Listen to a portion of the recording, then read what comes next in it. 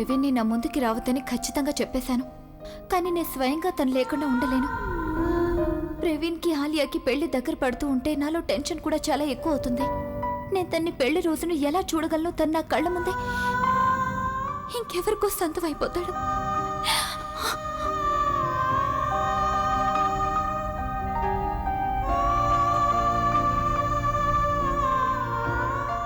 I'm very sorry. నాకు తెలుసు నువ్వెంత కష్టాన్ని అనుభవిస్తున్నావో, కానీ నాకు ఇంతకంటే మరో దారి కనిపించడం లేదు. నువ్వు అసలు నా లైఫ్లోకి రాకుండా ఉంటే బాగుండేది. అరే, నువ్వు ఇంకా నిద్రపోలేదా బుల్బుల్? నువ్వేం చూస్తున్నావు? అది అమ్మా, నేను అక్కవి బావగారివి ఫొటోస్ చూస్తున్నాను, గోరింటాక్ ఫంక్షన్వి.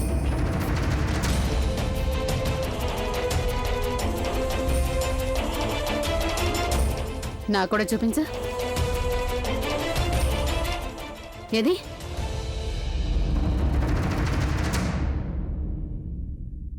ఓహో అమ్మా, ఉన్నట్టుండి దీని బ్యాటరీ లో అయిపోయింది. ఏం పర్వాలేదు, ఉదయం దీన్ని చార్జ్ చేస్తావుగా, అప్పుడు చూపించు. నీ కళ్ళెందుకు ఎర్రగా ఉన్నాయి? ఓ, చూస్తుంటే అక్కడ గోరింటాక్ ఫంక్షన్లో నా కూతురికి దిష్టి తగిలినట్టుంది. నేను జుట్టుకి నూనె రాస్తాను, అప్పుడు నీకు బాగా నిద్ర పడుతుంది.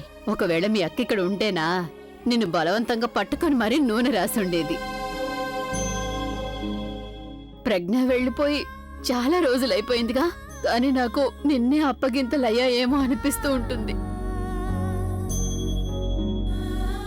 నువ్వు కూడా ఏదో ఒక రోజు అత్తారింటికి వెళ్ళిపోతావు. అప్పుడు నేను ఒంటరిదాన్ని అయిపోతాను. నేనేమీ పెళ్లి చేసుకోను. నేను నిన్ను వదిలిపెట్టి ఎక్కడికి వెళ్ళిచ్చానంటే మొహం పచ్చడవుతుంది. మళ్ళీ ఇంకెప్పుడు నువ్వు ఇలాంటి మాటలు మాట్లాడుకో. ఆడపిల్లలంటే పెళ్లి చేసుకుని అత్తారింటికి వెళ్ళి తీరాల్సిందేగా. అలాగే నువ్వు కూడా ఏదో ఒక రోజు మీ ఇంటికి వెళ్ళిపోవాల్సిందే, నీ భర్త దగ్గరికి. ఒక చక్కటి రాజకుమారుడు వస్తాడు నీ జీవితంలోకి. ఒక కొత్త కుటుంబం వస్తుంది. నీ తలరాత వాళ్లతోనే ముడిపడుంటుంది. నా కూతురు ఎంతో సంతోషంగా కొత్త జీవితాన్ని మొదలు పెడుతుంది. ఆ రోజు నుండి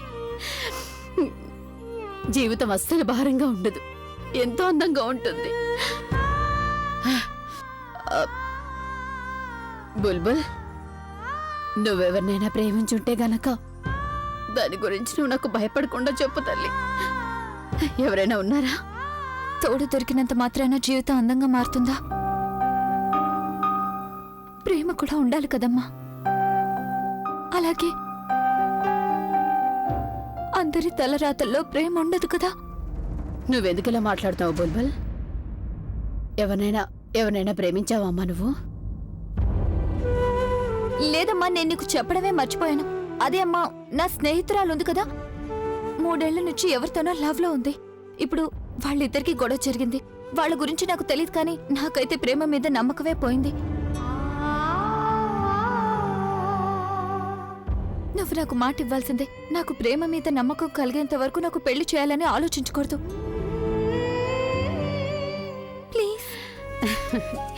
అలాగే, నా రాజకుమారి పెళ్లికి సరైనంత వరకు నేను నీకు బలవంతంగా పెళ్లి ఎలా చేయగలను చెప్పు. కానీ బుల్బుల్, కేవలం 2 లేక 3 ఏళ్లు మాత్రమే. లేదు బుల్బుల్, అంతకంటే ఎక్కువగా నీకు టైం ఇవ్వను. అప్పటికల్లా నా రాజకుమారి స్వయంగా తన కోసం రాకుమారుని వెతుకోవాలి, లేకపోతే నేను తన కోసం ఒక అందమైన రాజకుమారుని వెతికి తీసుకొస్తాను.